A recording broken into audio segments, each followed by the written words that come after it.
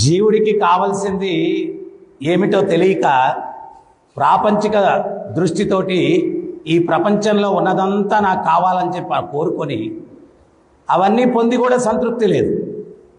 మన పరిస్థితి ఎట్లుందంటే పునర్మూషికాయ నమః. ఒక ఎలుక ఒక సాధువు దగ్గరికి వచ్చిందంట. అయ్యా నన్ను కాపాడండి కాపాడండి అనిందంట. ఏంటి నీకు వచ్చిన కష్టం అన్నాడు. నన్ను పిల్లలు ధరుముతూ ఉన్నాయి, కొంచెం నాకు సహాయం చేయండి. ఏం సహాయం చేయాలి? మీ తపశక్తితోటి నన్ను పిల్లిని కానీ చేసేస్తే నాకు సమస్య ఉండదు. ఆయన పిల్లిని చేశాడు. కొన్ని రోజులకి మళ్ళీ మియా మియా మియా అంటవచ్చు. ఇప్పుడేంటి నీ సమస్య అంటే, పిల్లిని అయితే చేశారు కానీ కుక్కలు తరుగుతూ ఉన్నాయి, మరి ఇప్పుడేం చేయమంటావు? మీ తపశక్తితో నన్ను కుక్కని చేసేది. కుక్కని చేశాడు. మళ్ళీ కొన్ని రోజులకి బాబు అంటవచ్చు. ఇప్పుడేంటి సమస్య అన్నాడు. ఇప్పుడు పులులు తరుగుతున్నాయి నన్ను, మరి ఇప్పుడేం చేయమంటావు? పులిని చేసేయండి నన్ను.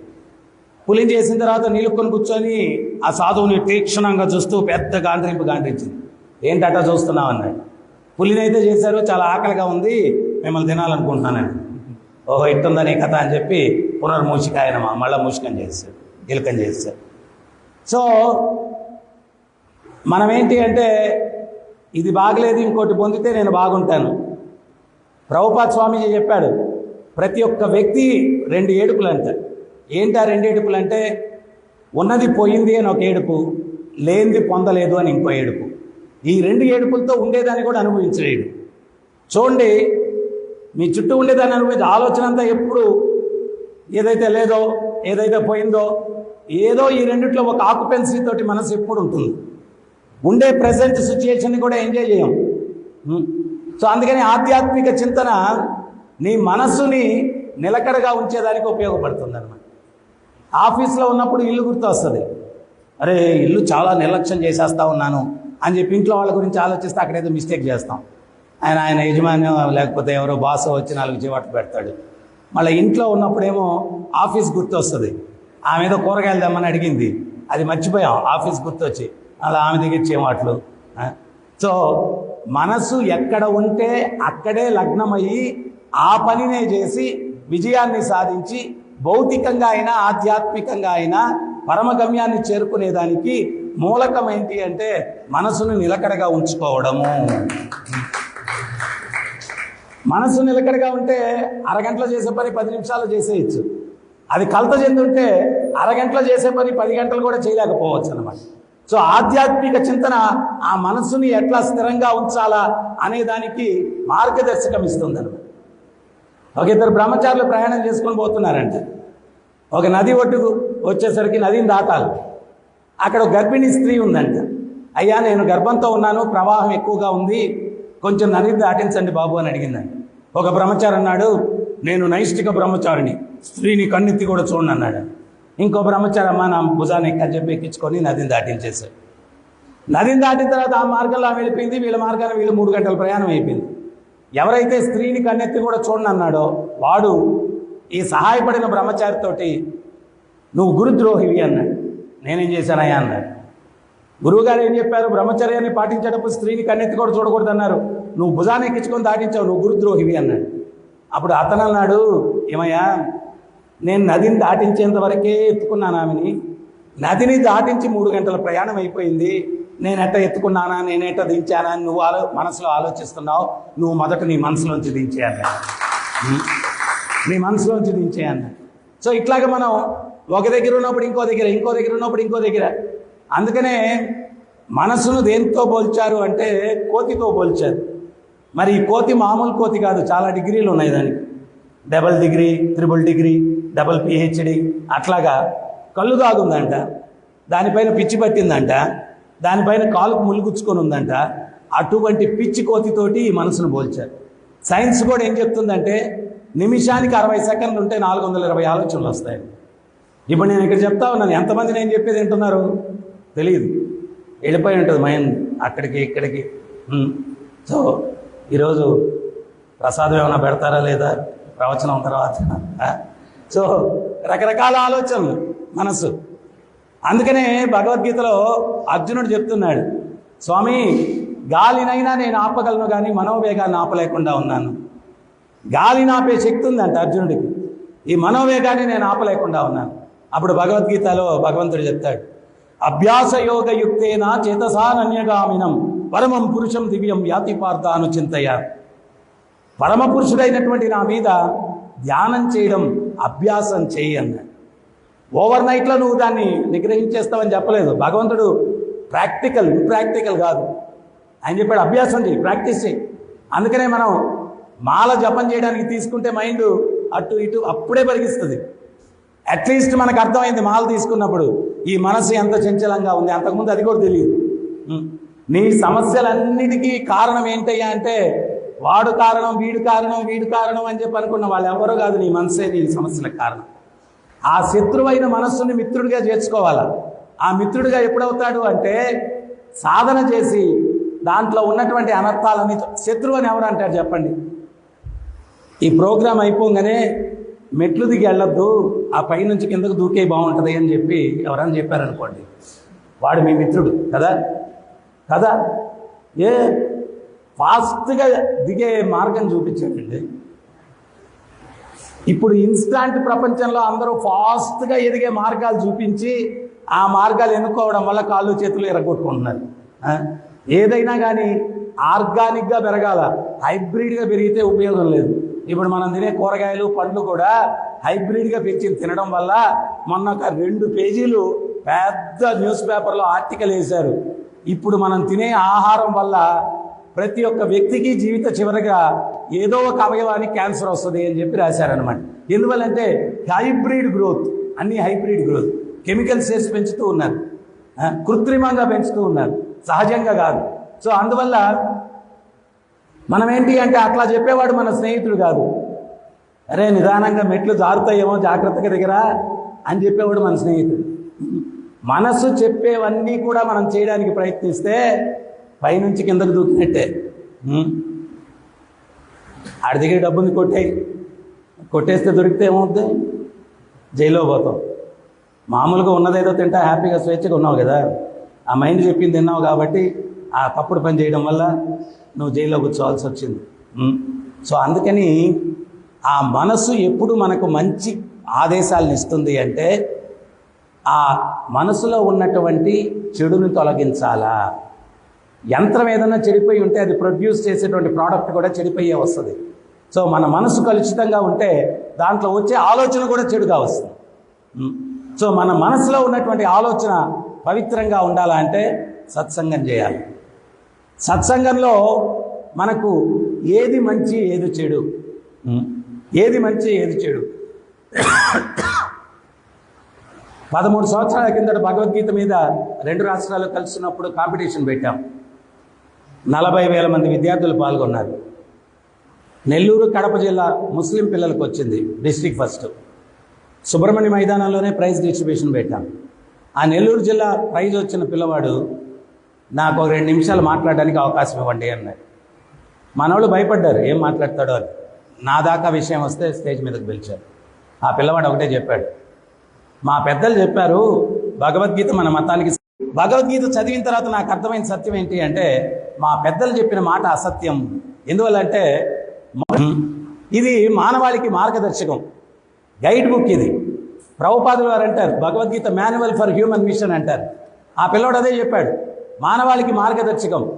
ఇది చదివిన తర్వాత హింస లేనటువంటి జీవితాన్ని గడపాలన్న ప్రేరణ నాలో కలిగింది.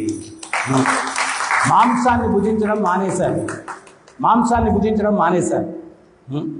Bhagavad Gita does and do nots, ఏం చేయొచ్చు ఏం చేయకూడదు సింపుల్గా చెప్పారు ప్రభుపాదులు వారు.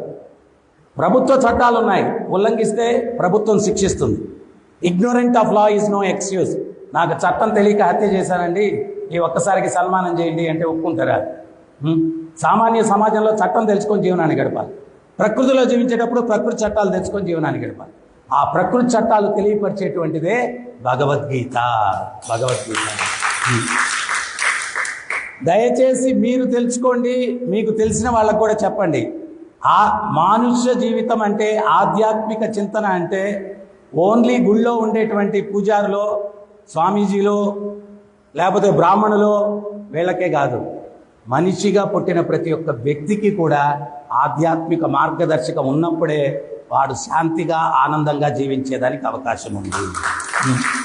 ఇప్పుడు నిప్పుల్లో చేయి పెడితే చిన్న పిల్లవాడు పెట్టినా పెద్ద పిల్లవాడు పెట్టినా ఎవడు పెట్టినా కానీ కాలుతుంది. అదే రకంగా కర్మ కూడా అంతే. చెయ్యకూడని కర్మ ఎవడు చేసినా కానీ, అది బ్రాహ్మణుడు చేసినా, క్షత్రియుడు చేసినా, వైశ్యుడు చేసినా, శూద్రుడు చేసినా, ఎవడు చేసినా కానీ దాని ఫలితం దుఃఖమే. మామిడి విత్తనం వేస్తే మామిడి చెట్టే వస్తుంది, సపోటా చెట్టు రాదు. పాప పని చేస్తే దాని ఫలితం దుఃఖమే వస్తుంది, సుఖం రాదు. సో అందువల్ల ఏది పుణ్యం ఏది పాపం ఇది తెలియపరిచేటువంటిదే శాస్త్రం, భగవద్గీత. సో అందువల్ల భగవద్గీతను చదవండి, అప్పుడప్పుడు మందిరానికి వచ్చి సత్సంగంలో పాల్గొనండి, మంచి విషయాలు తెలుసుకోండి. ఎందువల్లంటే ఈ కలియుగంలో పరిస్థితి మనం ఎంత అజ్ఞానంలో ఉన్నామంటే, ఎడారిలో ఉంటే అక్కడ పచ్చగా ఏం కనిపించవంట, ముళ్ళ చెట్టు కనిపిస్తుంది, అది నవ్వుతుంది, దానికి ముళ్ళు గుచ్చుకొని నెత్తురు గారుతుంది. అది అజ్ఞానంలో అనుకుంటుందంటే ఈ చెట్టును నవిలితే కొంచెం నొప్పిగా ఉంది అయినా పర్వాలేదు, నెత్తురు వస్తుంది ఈ చెట్టు నుంచి. చెట్టు నుంచి నెత్తురు వస్తుందా? దాని నెత్తురు అదే తాగుతుంది. సో మనం కూడా అట్టాగే ఉన్నాం, చేసే పాపాలు చేస్తూనే ఉంటాం. కష్టాలు వస్తే గుళ్ళు గోపురాలు తిరిగేసి దేవుడికి మొక్కులు మొక్కేసి అట్ట మొక్కినంత మాత్రాన నీ కష్టాలు పోతాయా? మనం అధర్మపు ధర్మాన్ని చెప్పం. మనం మా దగ్గరికి వచ్చేయండి, ఫెనాయిల్ బాటిల్స్ రెడీగా పెట్టుకున్నాం మీ పాపాలు కడగడానికి, అటువంటివి చెప్పం. మనం ఎవడు చేసిన కర్మ వాడు అనుభవించాలి. భగవంతుడు ఏమన్నా దొంగల ముఠా నాయకుడా చెప్పండి? మనం జడ్జి దగ్గరికి అన్ని పాపాలు చేసి జడ్జి దగ్గరికి వెళ్ళిపోయి జడ్జి ముందు నిలబడుకొని జై జడ్జి జై జై జడ్జి అని భజన చేస్తే నీ కేసులన్నీ కొట్టేస్తున్నాను రా నేను, అటువంటి జడ్జిని మంచోడు అంటారా? మరి అటువంటి జడ్జే మంచోడు కాదంటే మరి భగవంతుడు పాపం అని దేనన్నారు? నువ్వు చేసిన కర్మ వల్ల ఎదుటివాడికి కష్టం కలిగేదాన్ని పాపం అన్నారు. ఆమె నువ్వు అన్ని పాపాలు చేసేసి దేవుడి దగ్గరికి వచ్చేసి నేను అది ఇచ్చేస్తాను, నేను ఇది ఇచ్చేస్తాను, నాకు దుఃఖం లేకుండా చేయంటే కేసులు కొట్టేసేది. కొంచెం బ్రెయిన్ పెట్టాలి, ఉపయోగించాలి. సో అందువల్ల అంటే ప్రభుపాదులు వారు ఏం చెప్పారంటే, ఎంత ఆధ్యాత్మికంగా పూర్ నాలెడ్జ్లో ఉన్నారంటే కలియుగంలో, వీడికి చాలామంది చెప్తారు ఆ బాబా దగ్గరికి ఐఏఎస్లు పోతున్నారు, ఐపీఎస్లు పోతున్నారు అంటే ఏదో ఉంది. ఏముందా, నిన్ను మోసం చేసే కెపాసిటీ ఉంది, అంత మించి ఇంకేం లేదు. ఆధ్యాత్మికంగా జీరో నాలెడ్జే. కర్మ సిద్ధాంతం ఎవరికి తెలియదు. ఎవరన్నా శంకరాచార్యుల వారు, రామానుజాచార్యుల వారు, ప్రామాణికమైన ఆచార్యులు ఎవరైనా కానీ మీరు ఏమన్నా పనికిమాల పనులు చేయండి, మా దగ్గరికి వచ్చేయండి, మేము అన్నీ కొట్టేస్తాం కేసులు అని చెప్పారా? వాళ్ళు ఏం చెప్పలేదు. సత్సంగత్వం, నిత్సంగత్వం, నిశ్చలతత్వం, నిర్మోహత్వం, అది వాళ్ళు చెప్పింది. సత్సంగత్వం చేసి నిర్మలమైన మనస్సు తెచ్చుకో, సత్కర్మలు చేయి, ఇవి వాళ్ళు చెప్పింది. పూర్వానికి ఎవడో చెట్టు కొమ్మ మీద కూర్చొని కొమ్మ నరుకుతున్నాడండి. పోయే బాటసారి చెప్పాడండి, ఎవరే కూర్చున్న కొమ్మ నరుకుతున్నావు పడిపోతావురా అని. వాడు అన్నాడంట, పాపా నీ పని నువ్వు చూసుకోపా అన్నాడండి. ఆ బాటసారి వెళ్ళిపోయాడు. కొంతసేపు అయ్యేసరికి కొమ్మ నరికేసాడు, కింద పడ్డాడు, నడ్డే తిరిగింది. లేచి దుమ్ము దులుపుకొని ఆ చెప్పిన వ్యక్తి వెనకాల పరిగెట్టుకుంటూ వచ్చి కాళ్ళు పట్టుకున్నాడండి. ఇందాక పోపమ్మన్నావు, ఇప్పుడు కాళ్ళు పట్టుకున్నావు ఏంటంటే అంటే, మీరు సామాన్యులు కాదు భవిష్యత్తు చెప్పారన్నాడు. ఊరే మూర్ఖుడా, కూర్చున్న కొమ్మ నరికేస్తే పడిపోతా ఉన్న మూర్ఖుడా, నాకు తెలియదురా, నా కాళ్ళు వదిలిపెట్టి పనులు ఉన్నాయన్నాడు. సో మనకి ఈరోజు ఆధ్యాత్మికంగా జీరో నాలెడ్జ్. ఎవరు చెప్పినా నమ్మద్దు. మీ కర్మలో మార్పు రానంత వరకు మీకేం మంచి జరగదు. ఏ స్వామీజీ దగ్గరికి వెళ్ళాల్సిన అవసరం లేదు, ఏ బాబాల దగ్గరికి వెళ్ళాల్సిన అవసరం లేదు. మన నడవడికలో మార్పు రానంత వరకు మనకు మంచి జరగదు. మరి నడవడికలో మార్పు రావాలంటే మంటల్లో ఇనుముని పెడితే ఆ మంటలకు ఉండే లక్షణాలన్నీ ఇనుముకు వస్తాయి. భగవంతుడు పవిత్ర పురుషోత్తముడు, ఆయన యొక్క సేవలో మనం కైంకర్యం చేసుకుంటే మన మనస్సు హృదయం పవిత్రమవుతుంది. ఎప్పుడు మనస్సు హృదయం పవిత్రమవుతుందో వాటిలో వచ్చే ఆలోచనలు కూడా పవిత్రంగా ఉంటాయి, చేసే పనులు కూడా పవిత్రంగా ఉంటాయి, ఫలితాలు ఆనందదాయకంగా ఉంటాయి. సో ఆనందానికి సూత్రం ఇది. అంతేగాని అన్ని పనికిమాల పనులు చేసేసి నేను హ్యాపీగా ఉండాలా అంటే కుదరదు. ఉదాహరణకు ఒకటి చెప్పి ముగిచ్చేస్తాను. కర్ణుడు కురుక్షేత్ర రంగంలో రథం భూమిలోని కూరుకుపోయింది. అప్పుడు అర్జునుడిని తీసుకొని కృష్ణుడు వచ్చాడు, కర్ణుడిని చంపన్నాడు. అప్పుడు కర్ణుడు దిగ్గులు లేచి నిలబడి, ధర్మానికి ప్రభు అంటారు, దేవదేవుడి అంటారు, ఇదేనా ధర్మం? నేను నిస్సహాయ పరిస్థితుల్లో ఉంటే మీ శిష్యుడికి చెప్తున్నారు నన్ను చంపమని, ఇదేమి న్యాయం స్వామి అని. అప్పుడు కృష్ణుడు నవ్వుతూ చెప్పాడు, నీ దాకా వచ్చేసరికి ధర్మం నీతి ఇవన్నీ చెప్తున్నావు, అభిమన్యుని వెనకాల నుంచి బాణాలు తుంచావు, నిరాయుధుణ్ణి చేసి అస్త్రం లేని వ్యక్తితోటి యుద్ధం చేయకూడదు, నిరాయుధుణ్ణి చేసి అతను నీచంగా చంపారు, అతని చేతిలో చిన్న అస్త్రం ఉన్నా మీరెవరు మిగలరు. అప్పుడేమైంది ధర్మం గురించి? ద్రౌపదిని బట్టలు వలిచి దుర్యోధనుడి తొడల మీద కూర్చోబెట్టుకోమని ఆలోచన కల్పించింది నువ్వు. ఒక స్త్రీని నిండు సభలో అంత అవమానపరచచ్చా? మరి ఆ ఆలోచనను కల్పించి అప్పుడేమైంది ధర్మం? నీ దాకా వచ్చేసరికి నీతి ధర్మం అంటున్నావు. Every action there is an equivalent opposite reaction. Arjuna ఆలస్యం చేయకుండా చంపేయండి. అర్జున ఆలస్యం చేయకుండా చంపేయండి. నేను ఆ మాట చెప్తే పులివెందుల్లో ఒకసారి ప్రవచనంలో ఒక ఆయన లేచి, కర్ణుడు అటు చేయొచ్చేమో గురువుగారు, కృష్ణుడు అటు చేయకూడదు అన్నాడు. నేను అన్నాను, మీ పక్కింటోడు లాగి లంపకాయ కొడితే నేను కృష్ణుడికి చెప్తాను వాడి మీద ఏం చర్య తీసుకోవద్దని అన్నాడు. అదెట కుదురుతుంది, నన్ను కొడితే వాడిని కొట్టాలా అన్నాడు. ఓహో, నీకో న్యాయం పాండవులకో న్యాయమా? అట్ట ఎవరికి ఒక్కడికి మా న్యాయం ఉండదు, యూనివర్సల్ లా ఒకటే ఉంటుంది చట్టం. సో పాండవులకో న్యాయం, నీకో న్యాయం, నీ పక్కింటోడికో న్యాయం, ఇట్లుండదు. నువ్వేం చేస్తే అదే వస్తుంది. ఒక చిన్న పిల్లవాడితోటి తండ్రి పోతా ఉన్నాడంట గుహలో, అది పెద్ద లోయ అంట. వాడు జారి కింద పడ్డాడు, అయ్యో అన్నాడు. పడేసరికి ఆ గుహలో నుంచి ప్రతిధ్వని కూడా అయ్యో అని వచ్చిందంట. వీడు చిన్నపిల్లవాడు, వీడికి అర్థం కాక ఎవరది అన్నాడంట. మళ్ళా ఎవరది అని వచ్చిందంట. ఓరి దుర్మార్గుడా, నా మాటనే తిరిగి మాట్లాడుతున్నావా? మళ్ళా ప్రతిధ్వని, ఓరి దుర్మార్గుడా, నా మాటనే మాట్లాడుతున్నావని వచ్చిందంట. అప్పుడు తండ్రి నువ్వేం మాట్లాడుతురా అని చెప్పి, నువ్వెంతో మంచివాడివి అన్నాడంట. ఆ ప్రతిధ్వని కూడా నువ్వెంతో మంచివాడివి అనిందంట. అప్పుడు తండ్రి చెప్పాడంట, నువ్వు ఏం బీజం వేస్తే అదే చెట్టు వస్తుంది, నువ్వు ఏం కర్మ చేస్తే అదే ఫలితం వస్తుంది అని చెప్పాడు. అందువల్ల ఆధ్యాత్మిక చింతన, ఆర్ట్ ఆఫ్ లివింగ్, ఏ కర్మ అంటించుకోకుండా సుఖంగా ఎట్ట జీవించాలా, శాంతిగా ఎట్ట జీవించాలా, జీవితాంతంలో మళ్ళీ ఈ కుళ్ళు ప్రపంచానికి రాకుండా భగవంతుడిని ఎట్లా చేరుకోవాలా అనే సత్యాలను తెలియపరుస్తుంది ఆధ్యాత్మిక చింతన. స్వామి ప్రభుపాదులు వారు చెప్పినట్టుగా రైల్వే ట్రాక్ అంటే 2 పట్టాలు ఉంటాయి, ఒక్క పట్టా ఉంటే రైలు నడవదు, 2 పట్టాలు ఉంటేనే అది నడుస్తుంది. మన జీవితంలో కూడా ఈ శరీరాన్ని పోషించుకునేదానికి భౌతిక జీవనం, ఆత్మను ఉద్ధరించుకునేదానికి ఆధ్యాత్మిక జీవితం, ఈ 2 ఉంటేనే ఈ వాహనం కూడా ప్రశాంతంగా ముందుకెళ్తుంది. సో అందువల్ల మీరందరూ కూడా మంత్ర అంటే మన్ అంటే మనసు, త్రా అంటే మనసులోని కల్ముషాలను తొలగించేది. ప్రతినిత్యం 108 సార్లన్న ఈ యొక్క మహామంత్రాన్ని జపించి మీ జన్మను ధన్యం చేసుకోండి. 10 నిమిషాలు పడుతుంది. భగవంతునికి 24 గంటల్లో 10 నిమిషాలు ఇవ్వలేరా? సో అందువల్ల ఈ మంత్రం ప్రతి ఒక్కరు కూడా నాతో చెప్పండి.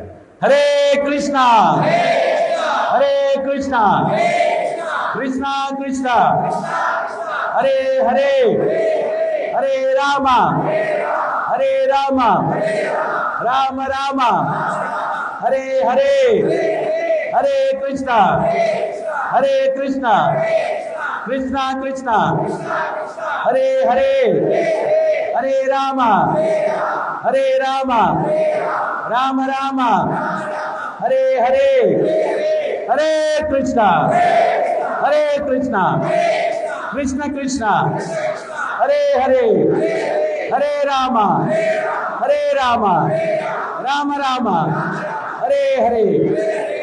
ఇది షౌడశకనాంనాం కలికల్ముషనాశనం నాతరో పరతరోపాయత్ సర్వవేదేషు ఋషతి. ఈ 16 పదాలైన భగవంతుని ఎవరైతే జపిస్తారో కలి కల్ముషనాశనం, కలికాలంలో ఉండే కల్ముషాలన్నీ నాశనం అవుతాయి. నాతరో పరతరోపాయత్ సర్వవేదేషు ఋషతి. వేదాలు మొదటి నుంచి చివరి దాకా తిరగవేసిన ఇంతకు మించిన తరుణోపాయం ఇంకోటి లేదు అన్నారు. అందువల్ల ప్రతినిత్యం ఈ మహామంత్రాన్ని జపించి ఆనందించి ధరించండి. హరే కృష్ణ.